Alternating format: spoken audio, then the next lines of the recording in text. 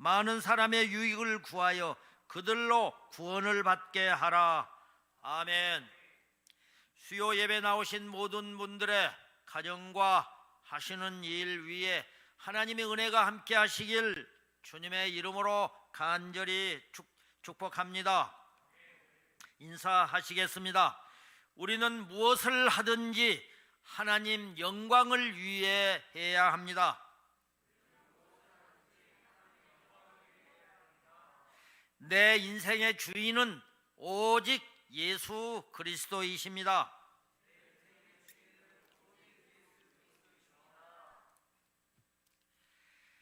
예수 사랑하심은 거룩하신 말일세. 우리들은 약하나 예수 권세 많도다. 나를 사랑하시고 나의 죄를 다 씻어 하늘문을 여시고 들어가게 하시네. 날 사랑하심, 날 사랑하심, 성경에 써있네. 할렐루야. 중령산 앞에 있는 한 재활 요양병원에서는 우리에게 익숙한 이 찬양을 매일 아침 의사 선생님들이 회진을 돌기 전에 환자들과 함께 로비에서 손뼉을 치며 부릅니다. 이 요양병원의 내과 원장이셨던 한원주 원장님은 손뼉치기와 노래 부르기가 건강과 치매 예방에 좋을 뿐만 아니라 하나님의 기쁨이 되기 때문에 지난해 9월 30일 돌아가시기 전까지 고향의 봄과 함께 예수 사랑하심의 이 찬양을 계속 부르셨다고 합니다. 고 한원주 원장님은 평생을 환자들과 동거동락하며 환자들 곁에서 무료 진료를 하고 소외된 자들을 섬기다가 하나님의 부르심을 받으셨습니다. 1926년에 태어난 한원주 원장님은 딸이 6인 가정에서 태어났습니다. 당시 여자는 출생을 해도 호적에도 올리지 않거나 여자가 똑똑하면 팔자가 드세다, 많이 배우면은 시집을 못 간다는 등 남아 선호 사상이 극심했던 시절이었습니다. 그럼에도 불구하고 한 원장님이 의학 공부를 할 수 있었던 배경은 무엇이었을까요? 독립운동가이셨던 아버지 밑에서 성장한 원장님의 어머니는 사람은 배워야 한다, 공부를 해야 한다, 무식하면 당한다. 우리나라가 주변 강국들에게 당하는 것은 지도자들이 공부를 안 해서 분별력이 없기 때문이다라며 여자라도 원한다면 공부를 할 수 있는 데까지 하라고 권면을 했습니다.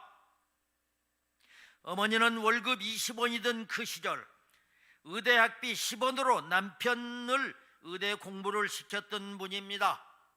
한 원장님은 고려의대의 전신인 경성여자의학전문학교를 졸업하고 산부인과 전문의를 딴 뒤 의학을 공부하던 남편과 결혼 후에 유학으로 미국으로 떠났습니다.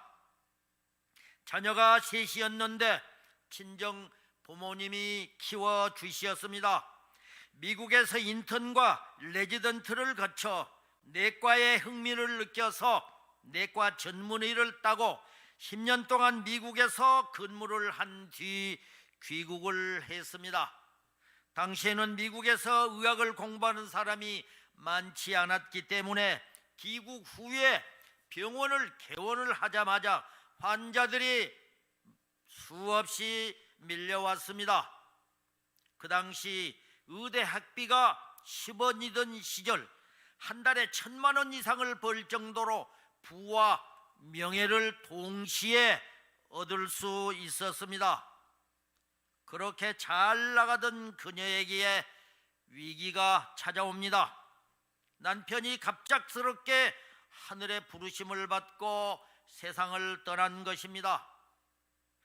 돈벌이에만 매달렸던 자신의 인생을 되돌아보았습니다.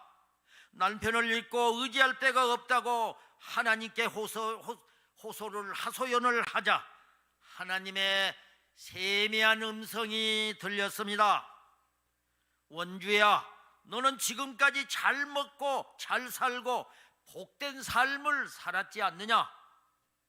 남편을 잃었다고 그렇게 울고 불고 할 까닭이 있느냐? 너는 지금까지 내 주변을 돌아본 적이 있느냐? 그 말에 부끄럽지만 주님, 없습니다.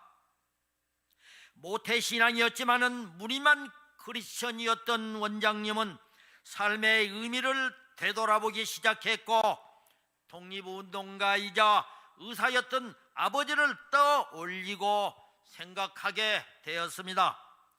일제강점기 시절 결핵퇴치 운동과 콜레라 예방 운동, 한센병 환자와 형무소 수감 환자들을 진료하는 것과 또 의료 혜택이 소외된 두메산골 주민들을 위한 무료 진료에 힘쓰시다가 60세에 병원을 다 정리하시고 어려운 사람들에게 모든 걸 다 나누어 주신 후에 돌아가시기 6개월 전까지도 진료를 하시다가 돌아가신 아버지를 떠올리면서 생각하게 되었습니다.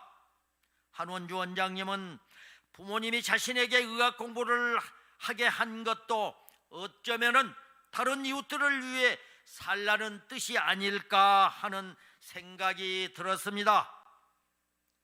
이제 아버지와 같은 삶을 살기로 결심한 후에 원장님은 돈을 긁어 모았던 병원을 모두 정리하고 부와 명예를 한순간에 버리고 소외된 이웃들을 위해서 살기로 결심했습니다.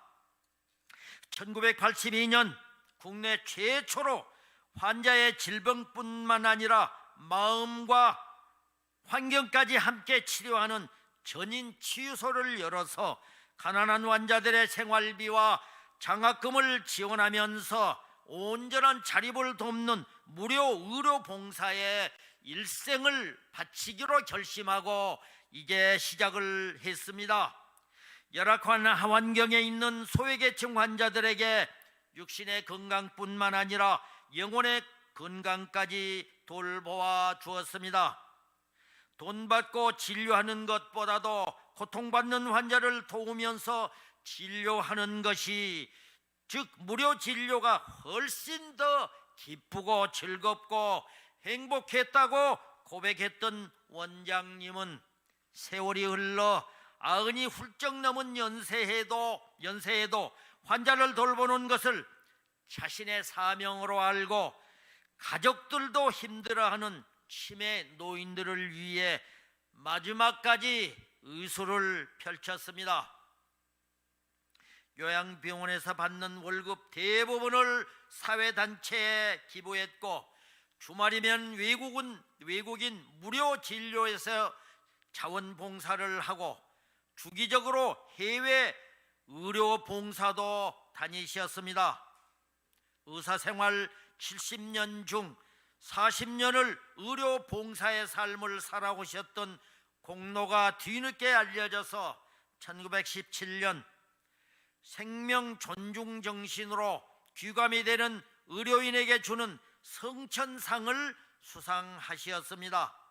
상금이 무려 1억 원이었는데 어려운 이웃들과 NGO 단체에게 모두 나누어 주었습니다. 돌아가실 때까지 주 5일을 병원에서 숙식하고 회진하면서 자신보다 젊은 환자들 한 사람 한 사람의 이름을 부르며 죽음을 준비하는 환자들에게 하나님이 부르시는 그날까지 걷고 찬양하며 건강하시라고, 그리고 예수 믿고 천당 가라고 권면하면서 믿지 않는 사람들 구원에 앞장서셨습니다. 1920년 작년입니다. 9월 30일 영원히 환자들 곁에서 함께 해 주실 것 같았던 한원주 원장님은 소천 직전까지도 직접 회중을 돌며 매일 환자를 치료하시다가 갑작스럽게 노안이 약화되어 하나님의 부르심을 받으셨습니다. 하나님은 한 원장님은 임종 전에 힘내 가을이다 사랑해라는 말을 남기고 우리 곁을 떠나셨습니다. 한원주 원장님의 평생 동안 섬김과 나눔의 삶은 주님의 기쁨이요 하나님께 영광 돌리는 삶이었습니다. 마가복음 20장 28절에서 말씀을 하십니다. 인자가 온 것은 섬김을 받으려 함이 아니라 도리어 섬기려 하고 자기 목숨을 많은 사람의 대속물로 주려 함이니라. 아멘. 인류 역사상 가장 아름다운 음악 작품을 남긴 한 사람이 있었습니다. 그러나 불행하게도 그의 생애는 그의 작품처럼 아름답지를 못했습니다. 그야말로 말할 수 없는 고난의 연속이었습니다. 10살도 되기 전에 아버지와 어머니가 돌아가셨고 고아 신세가 되었습니다. 그를 키워준 형이 있었지만 자기에게 짐이 되고 있는 동생을 몹시 미워했기 때문에 성장하면서 매우 소외되고 고통 가운데 자랐습니다. 그 후 어른이 되어도 생활은 여전히 나아지지 않고 힘겨웠습니다. 결혼한 지 13년 되던 해에 부인마저 죽었습니다. 다시 재혼을 한 그는 20명의 자녀를 갖게 되었는데 그중 10명은 어려서 죽었고 한 명은 20살에 죽었고 한 명은 지적 장애인이었습니다. 설상가상으로 본인도 나이가 들어가면서 앞을 보지 못하는 시각 장애인이 되고 말았습니다. 게다가 뇌출혈로 쓰러져 반신불수까지 되고 말았습니다. 그러함에도 이러한 상황에서도 그는 하나님을 위한 작곡을 멈추지 않았습니다. 수많은 사람의 영혼을 완전히 사로잡고 또 웅장하고 장엄한 찬양과 경배와 감사의 노래들, 그야말로 불후의 명작들이었습니다. 도대체 이토록 비참하게 살았던 이 사람은 누구일까요? 그는 독실한 루터교 신자로서 지선상의 아리아와 브란덴부르크 협조곡 등으로 세계 역사상 교회 작곡가 가운데 가장 뛰어나다고 할 수 있는 그가 바로 요한 세바스찬 바하입니다. 바하는 자신이 작곡한 칸타타 오라토리오의 마지막 부분에 항상 SDG라는 글자를 적어 놓았습니다. 약자인 이 SDG, 이것은 오직 하나님의 영광을 위하여라는, 즉 솔리 데오 글로리아라는 뜻을 지닌 라틴어의 첫 번째 글자입니다. 바하는 힘들고 괴로운 고통 속에서도 하나님의 영광만을 사랑하며 하나님의 영광만을 위해 작곡을 했습니다. 이것이 바로 작곡가로서 바하가 살아가는 목적이었습니다. 고린도전서 6장 19절 20절에서 말씀합니다. 너희 몸은 너희가 하나님께로부터 받은 바 너희 가운데 계신 성령의 지은인 줄을 알지 못하느냐. 너희는 너희 자신의 것이 아니라 값으로 산 것이 되었으니 그런즉 너희 몸으로 하나님께 영광을 돌리라. 아멘. 많은 크리스천들에게 사랑과 존경을 받던 어떤 역사가가 있었습니다. 그는 특히 찬양 사역을 꿈꾸는 청년들에게 인기가 매우 높아서 그들에게 미치는 영향도 매우 컸습니다. 그런데 어느 날 그 사역자가 찬양 집회를 인도하고 난 후에 눈물을 흘리면서 이런 고백을 했습니다. 나는 지금까지 수많은 찬양 집회를 인도했지만은 집회를 하고 난 후 남는 것은 허무뿐이었습니다. 그런데 그 이유를 오늘 비로소 발견하게 되었습니다. 그것은 다름 아니라 나 자신을 나타내려는 마음이 내 속에 도사리고 있었기 때문입니다. 그것들이 하나님의 영광을 깊은 밤의 어둠처럼 가로막고 있었던 것입니다. 저와 여러분은 무엇을 위해 먹고 마시고 무엇을 위해 일을 하고 있습니까? 입술로는 하나님을 위해서라고 말하지만은 속으로는 자신의 이익과 명예를 바라고 있지는 않습니까? 이 사역자의 고백처럼 스스로 높아지기를 원하는 사람에게 남는 것은 오직 허무뿐입니다. 이제 우리 자신의 자랑과 영광을 십자가에 못 박아버리고 하나님께만 모든 것을 집중하고 나아가는 우리가 되기를 소망합니다. 요한복음 7장 18절에서 말씀합니다. 스스로 말하는 자는 자기 영광만 구하되 보내신 이의 영광을 구하는 자는 참되니 그 속에 불의가 없느니라. 아멘. 우리는 때때로 어떤 일에 대한 성취감으로 스스로를 자랑스럽게 여길 때가 있습니다. 그러나 이 세상에 인간 스스로 한 것은 사실상 하나도 없습니다. 아무것도 없다는 것입니다. 만일 어떤 일을 이루어냈다면 먼저 하나님께 영광을 돌려야 합니다.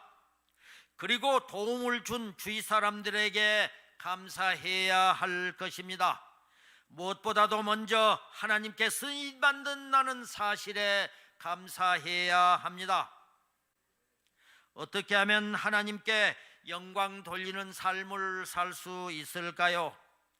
우리가 일상생활에서 감사하면서 사는 삶이 하나님께 영광 돌리는 삶입니다. 그렇습니다. 우리가 온전한 하나님의 자녀임을 깨닫게 될 때 우리는 참 기쁨이 넘치고 감사의 고백이 나옵니다.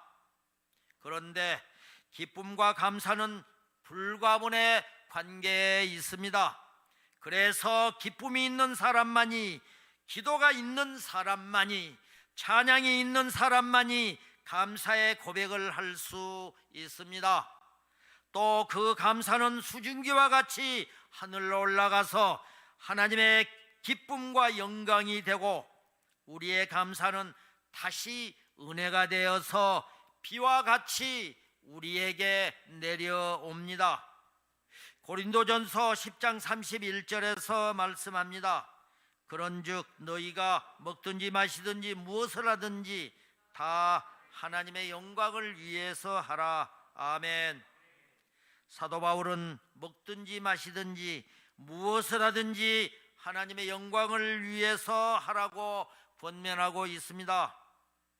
먼저 일상생활에서 하나님 중심적인 삶을 살 뿐만 아니라 빵 한 조각을 놓고도 진지하게 감사하면서, 또 힘들고 보수가 적다 할지라도 하나님께서 허락하신 나의 일터를 감사하면서 즐겁게 일하는 사람이 하나님께 영광 돌리는 삶입니다. 하나님의 영광은 큰 일을 통해서만 드러내는 것이 아닙니다. 작은 일을 통해서 드러낼 수 있습니다. 거창한 것만 찾지 말고 지극히 작고 평범한 일상 속에서 하나님 자녀답게 살아가야 합니다. 의사가 아니어도 좋습니다. 작곡가가 아니어도 좋습니다. 목사와 또 선교사가 아니어도 좋습니다.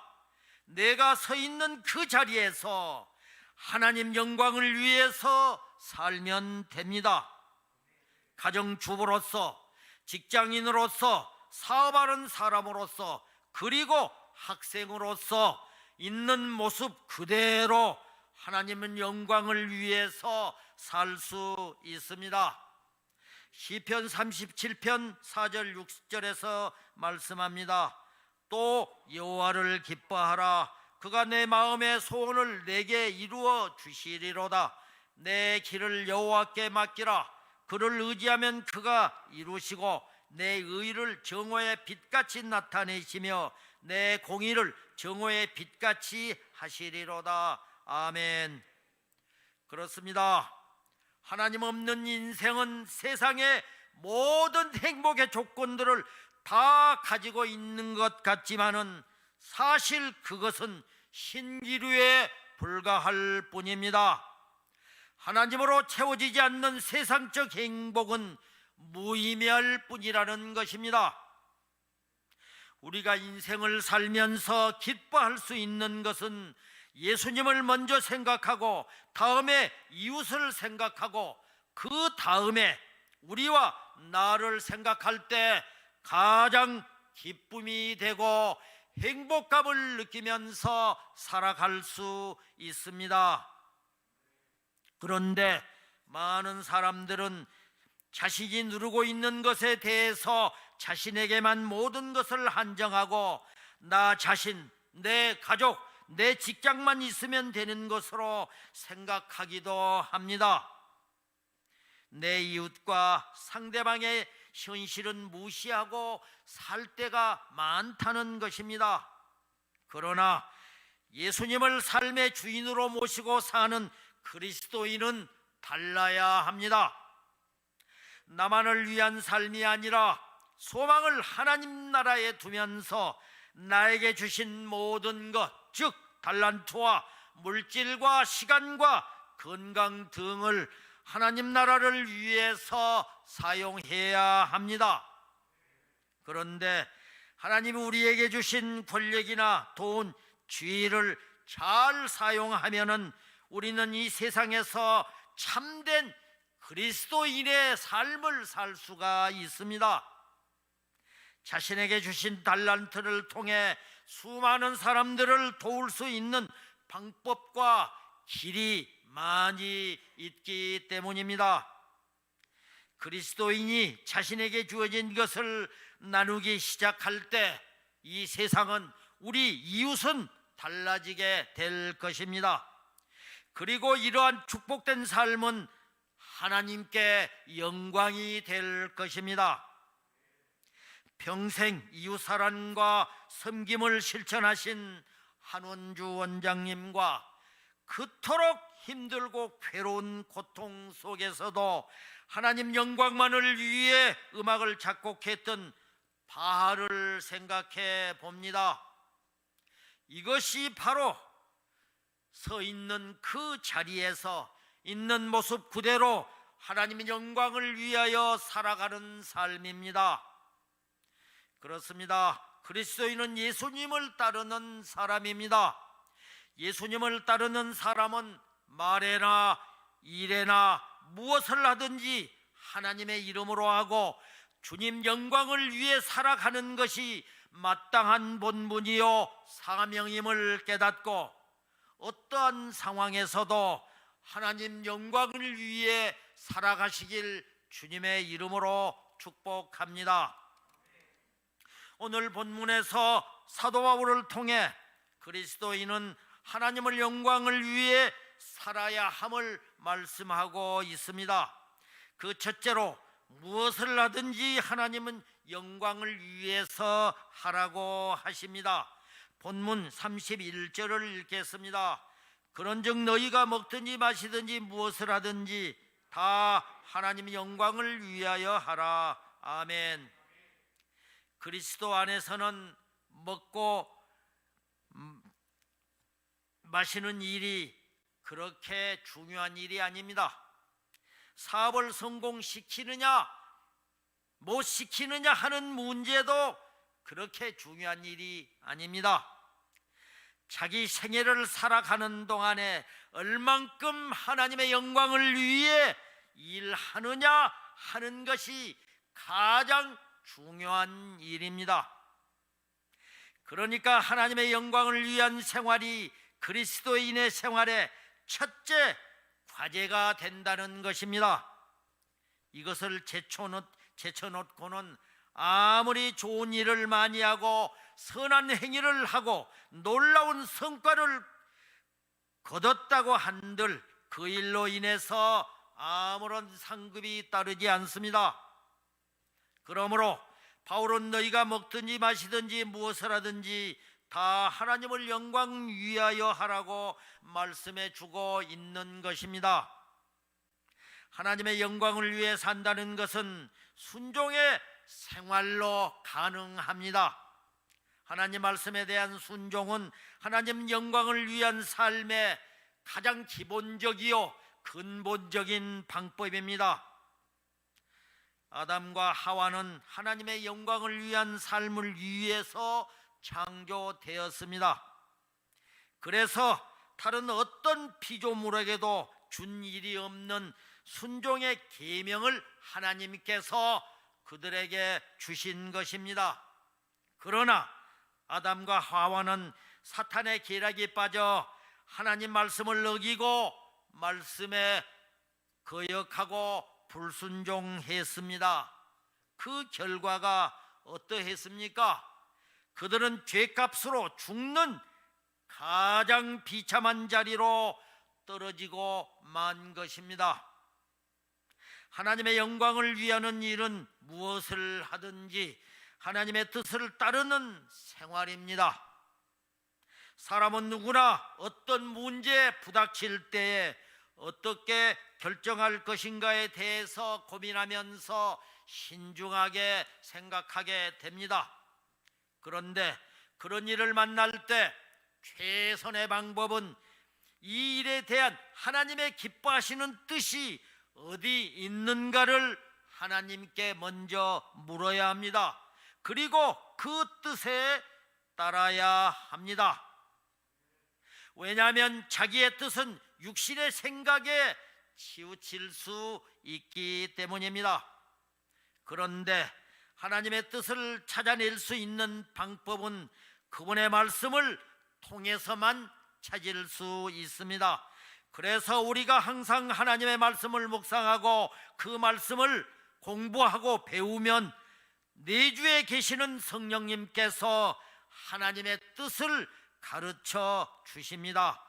그리고 하나님의 뜻은 반드시 덕을 세우는 일과 사랑으로 행하는 일에 있다는 사실을 우리는 깨닫게 될 것입니다. 할렐루야. 둘째로 거치는 자가 되지 말라고 하십니다. 본문 32절을 읽겠습니다. 유대인에게나 헬라인에게나 하나님의 교회나 거치는 자가 되지 말고. 아멘. 바울은 유대인이나 헬라인이나 하나님의 교회나 거치는 자가 되지 말라고 말씀을 합니다. 여기서 유대인이나라는 표현은 잘못된 신앙관을 가지고 있는 사람들을 지칭합니다. 또 헬라인이라는 말은 이방인을 뜻하면서 하나님의 교회란 이 표현은 오늘의 우리들, 즉 교회나 또는 믿음의 형제들을 일컫고 있습니다. 여기서 거치는 자라는 이 표현은 걸려 넘어지게 한다는 말로서 상대방을 실족해 하는 그 뜻을 지니고 있습니다. 바울이 거치는 자라고 한 이 말은 그리스도인들은 다른 사람들을 어떤 경우에도 걸려 넘어지게 해서는 안 될 뿐만 아니라 어떻게 해서든지 그들에게도 하나님의 영광을 드러낼 수 있어야 한다는 뜻입니다. 그리스도인인 우리는 모든 사람에게 복음을 전하며 그들을 구원시켜 그리스도의 사람들로 만드는 사명을 받은 사람들이기 때문입니다. 이 일을 위해서 우리는 모든 사람에게 결코 거치는 자가 되어서 그들이 그리스도 앞으로 나오는 길을 막아서는 안 됩니다. 바울은 결론적으로 33절에서 말씀을 합니다. 본문 33절을 읽겠습니다. 나와 같이 모든 일에 모든 사람을 기쁘게 하여 자신의 유익을 구하지 아니하고 많은 사람의 유익을 구하여 그들로 구원을 받게 하라. 아멘. 여기서 바울이 간곡하게 고린도 교인들에게 교훈해 주고 있는 목적은 저희로 구원을 얻게 하라고 하는 데 있는 것입니다. 우리가 우리의 유익을 구하지 아니하고 우리에게 주어진 당연히 누릴 수 있는 권리를 포기하고 절제하는 것은 우리가 약해서도 아니요 또 이방인들이 두려워서도 아닙니다. 저희로 구원을 얻게 하려는데 그 목적이 있다는 것입니다. 그러니까 믿지 않는 이방인들에게 오늘 우리들을 핍박하고 우리들을 또 학대하는 그 사람들도 하나님의 자녀가 되어서 구원시켜서 하나님을 믿도록 하는 데 있다 하는 것입니다. 하나의 생명을 구한다는 것은 우리가 가지고 있는 자유나 권리보다도 더 중요한 것임을 우리가 알아야 될 이유입니다. 바울은 나와 같이란 말을 사용하고 있습니다. 그것은 고린도 교인들과 오늘 우리에게 이런 즉 하나의 생명을 구하는 일에 모범을 보여주고 있는 바울 자신을 본받고 따르라고 하는 말씀입니다. 바울은 9장 18절 하반절에서 자신이 자기에게 있는 권리를 다 쓰지 아니하고를 전제하면서 자신의 자유를 속박한 것에 대해서 언급해 주고 있습니다.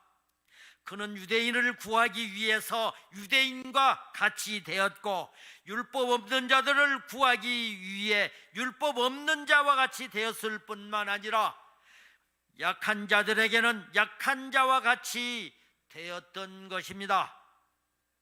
이 같은 바울의 생활은 그들의 영혼을 불쌍히 여기는 마음이 간절했기 때문일 뿐만 아니라 오직 그들을 구원하고자 뜨거운 마음의 열정이 있었기 때문입니다. 이제 말씀을 맺겠습니다. 우리는 누군가에 의해 전도를 받았습니다. 그래서 먼저 하나님의 사랑을 누리고 있는 자들입니다. 이제 한 명이라도 구원하기 위해 많은 사람의 유익을 구하는 바울의 교훈을 거울 삼아 한 영혼을 구하는 일에 나와 우리의 모든 정성을 기울여야 할 것입니다. 그것이 바로 하나님께 영광 돌리는 삶입니다. 할렐루야. 이러한 삶을 사시는 화평교회가 되고 저와 여러분이 되시길 주님의 이름으로